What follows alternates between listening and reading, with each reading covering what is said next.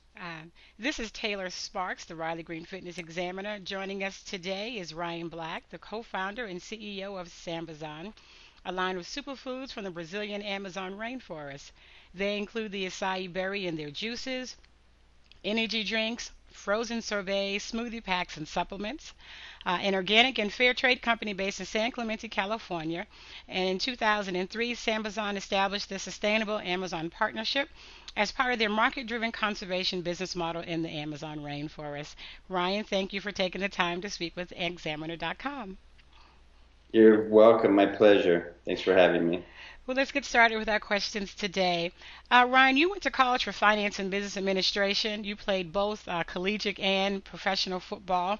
What was it about Brazil and the acai berry some 12 to 13 years ago that made you say, yeah, we're going to start an organic beverage company?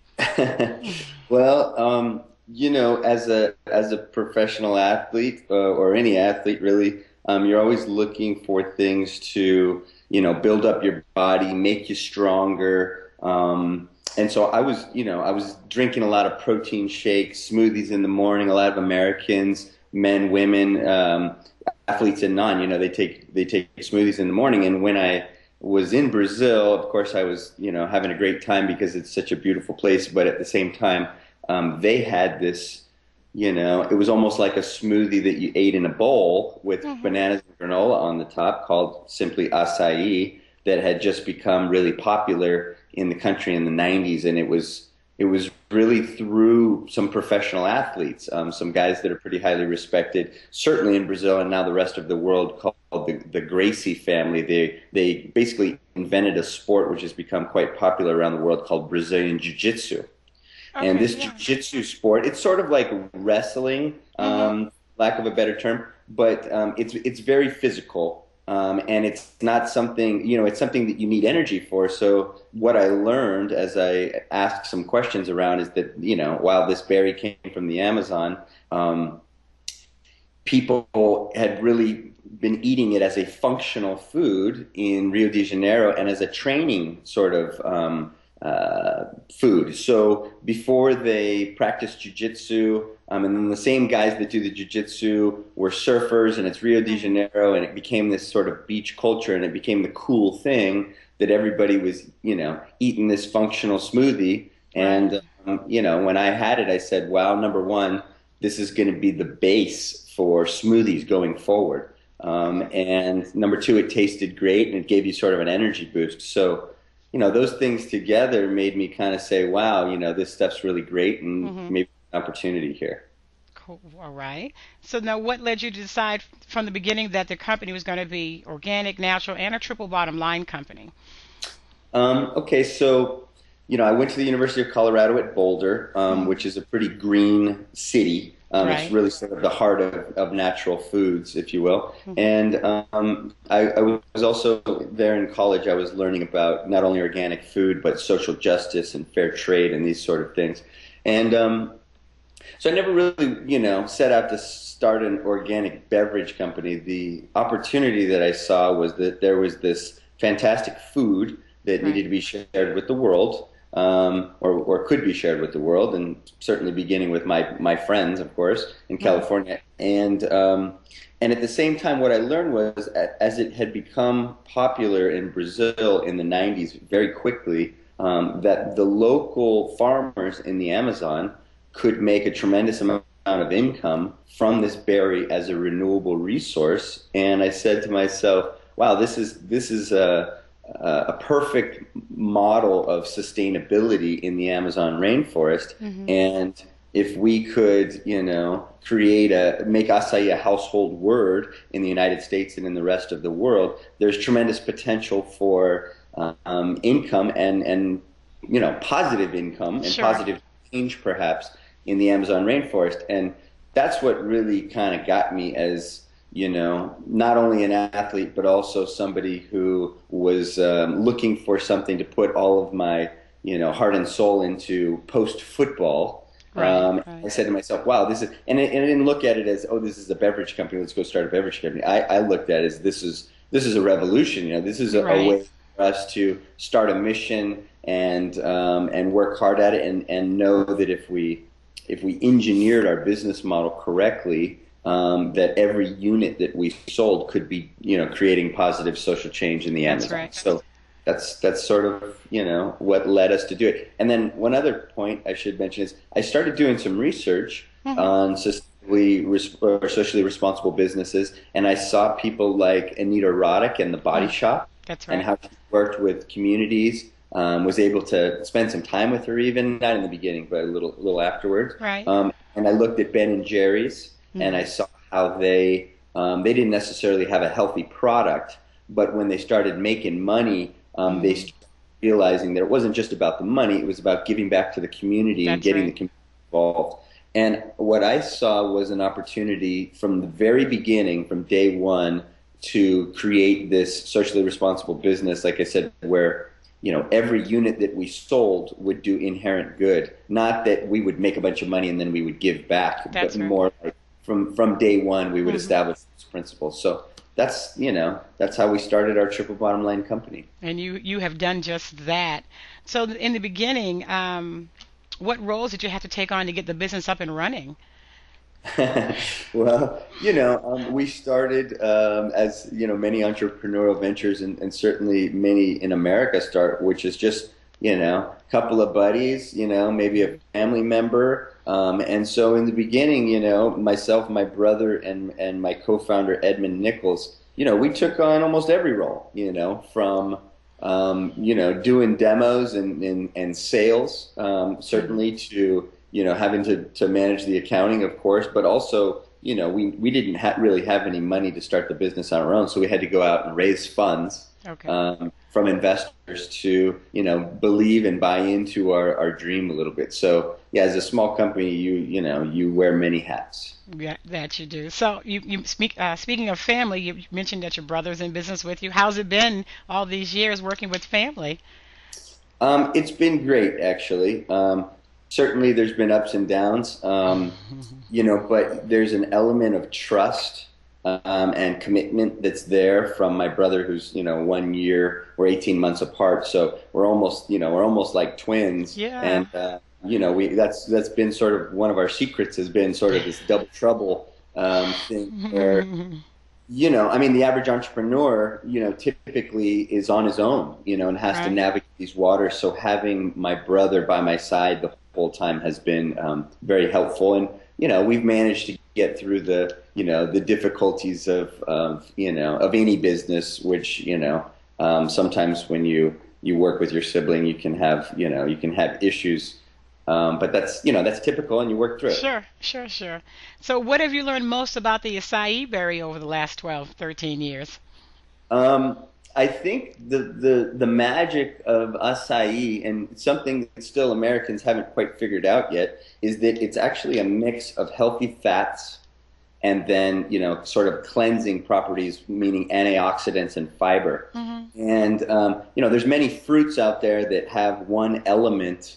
They have high vitamin C or they have high antioxidants or things like this, but there's no fruit on the planet that's really like acai in that it has the healthy fats like you'd find in olive oil Okay. combined with the antioxidant power, even more than blueberries. And Hmm. what we've seen is that when you take certain nutrients, your body absorbs it, a certain way. When you take those same nutrients with fat, with Hmm. healthy fat, your body absorbs it even better. That's So right. there's been a lot of clinical and scientific studies that are beginning to happen. I think there's 10 years ago there was zero, and then Hmm. there was 10, and now there's 50, and they just keep Right. the library of science continues to build, and it all points to healthy heart, Hmm. good cholesterol levels, anti-aging type stuff where That's your right. skin is great, your hair is great, sort of thing. So it really is a superfood from Yeah. that aspect. Fabulous. So are you a consumer of all things organic and natural? Not only is it, foods, are you, clothing, skincare products? How are you Um, as overall?